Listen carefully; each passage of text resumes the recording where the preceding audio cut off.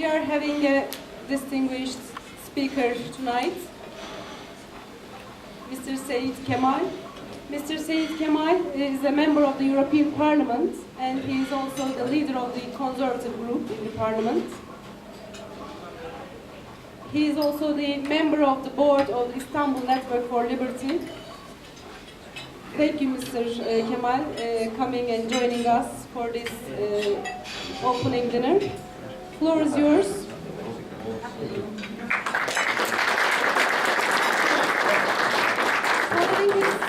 Following his speech, we will also have the opportunity to raise questions and discuss with him.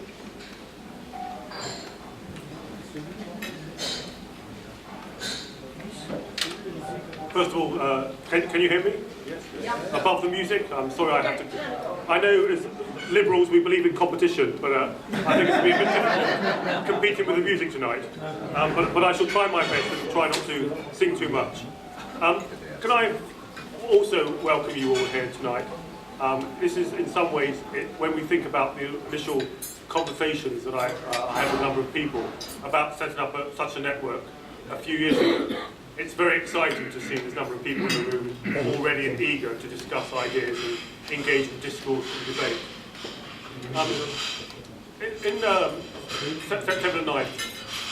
September 11th, 2001, those terrible events happened in New York. And I remember at the time, as I watched the TV screens, I was holding my son, my eldest son, in my arms, and I switched on the TV. My son was only 2 weeks old, 14 days old at the time. And I saw what happened, and I saw people started to talk in the days afterwards. People started to talk about the Muslims that had done this. And I started to wonder what sort of world would my son be grown up in? Someone who was a British Muslim, but grown up in a world where would there be more hostility? And what did this mean? And had the Huntington's prediction of a clash of civilizations. Will that be self-fulfilling? And over the months and years after that, I started to think about my role as someone who is both very British, very proud to be British, very classically liberal, but also someone for whom my faith is very important to me. I'm not someone who tries to wear one's faith on their sleeves and go around preaching. I think faith is a personal thing. And as I talked to many people about this, they said to me, listen, whether you like it or not, you have a duty. You know, your foot is in two camps. You have to do something about this. And in the early years, we thought, actually, it's a small bunch of extremists, this problem will pass, don't worry about it.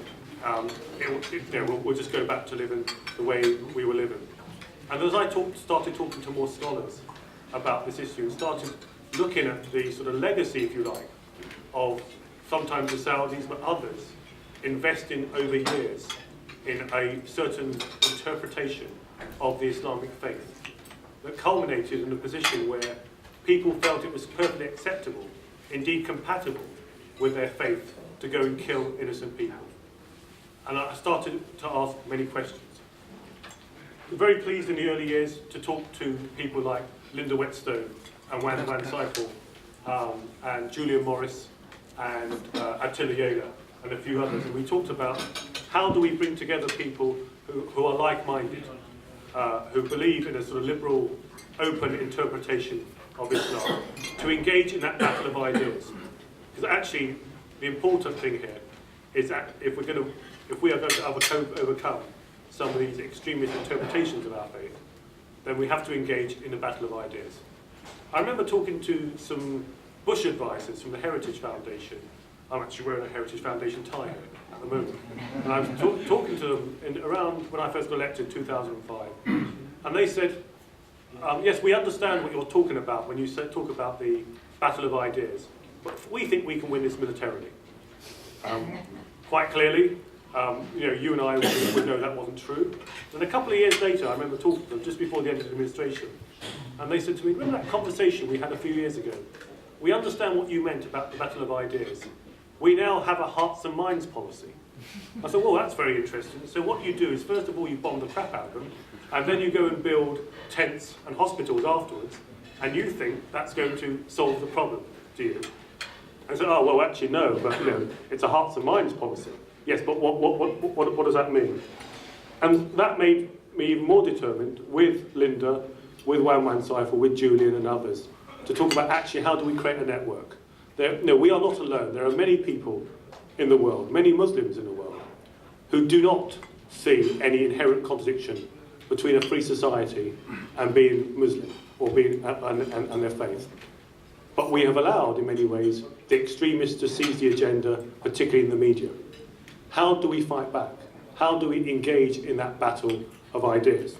And that's where the idea for the Istanbul Network for Liberty arose. And initially we called it Islam and a Free Society. Linda's done a wonderful job over the years at spreading ideas with the Network for a Free Society. And Linda, I just really would like to thank you for all the work that you do in spreading freedom and liberty throughout the globe.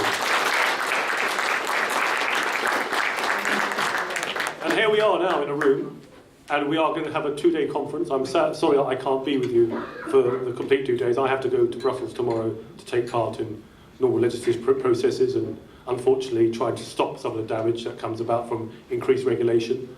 But it's important that we are here together, that we are sharing ideas, whether we are Muslims and we believe in liberty, or whether we are people who are sympathetic to this idea of Islam and liberty.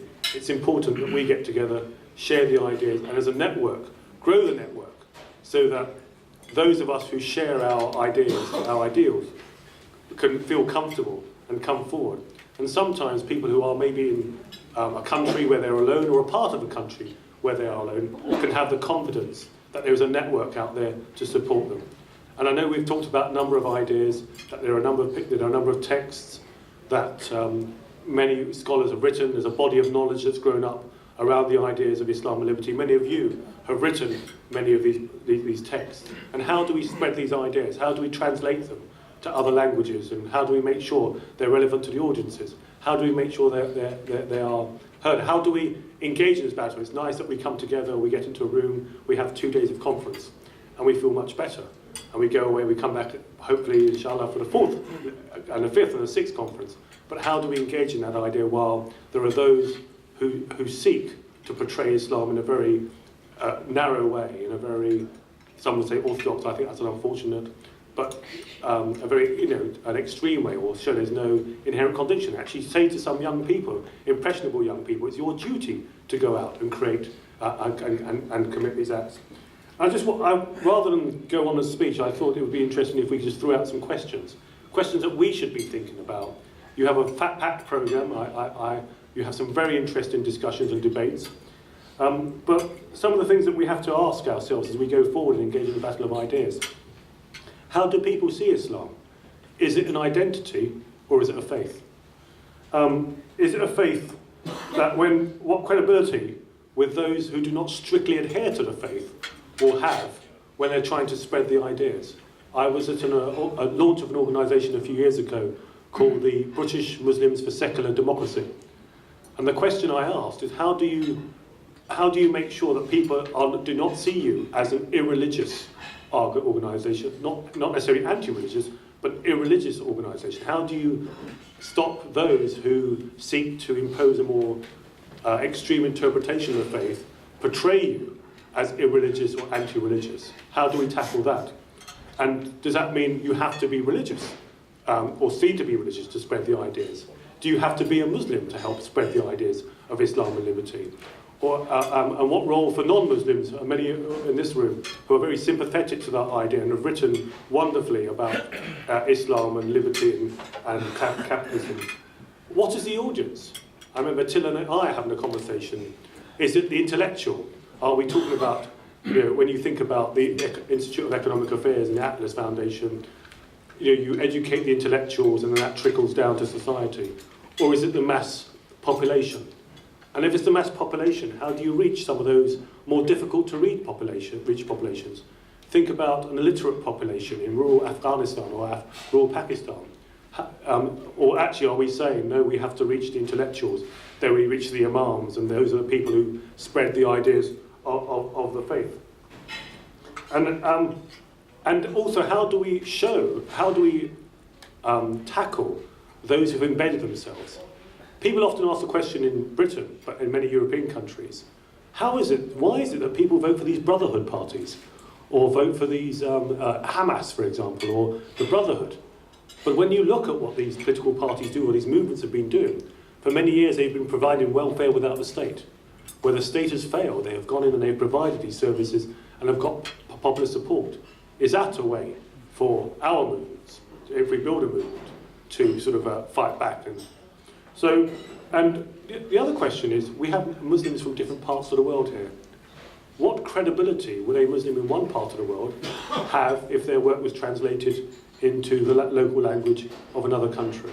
I don't want to pick on anyone in particular, but say you have a Malaysian or an Indonesian scholar who writes a wonderful text about Islam, liberty, freedom, but then it's translated into Arabic, French, or Farsi and other languages, or Urdu or whatever. What credibility would that have? Would there be some sort of prejudice against a Muslim from another country? We like to think our faith is an open one, but I'll give you an example. I was at Harrods talking to the owner of a Malaysian restaurant in Harrods, and he said, look, I have halal certification. But he says when the Saudi guests come into Harrods, that's not good enough for them. They want Saudi halal certification. The Malaysians halal certification is not good enough for them. So if we're going to talk about spreading our ideas, will we come up against these similar barriers? And that some Muslims are seen to be more equal than others. It's a sad thing to have to say as a Muslim, but that's the reality that we see. So those are the questions I think I'd like to leave with you. Over the next 2 days, you'll be discussing some fascinating ideas and actually heartwarming ideas. And as someone who sees themselves very much as classically liberal and as a Muslim, but doesn't see any inherent contradiction between the two, it's very heartwarming to see some of the topics that are being discussed.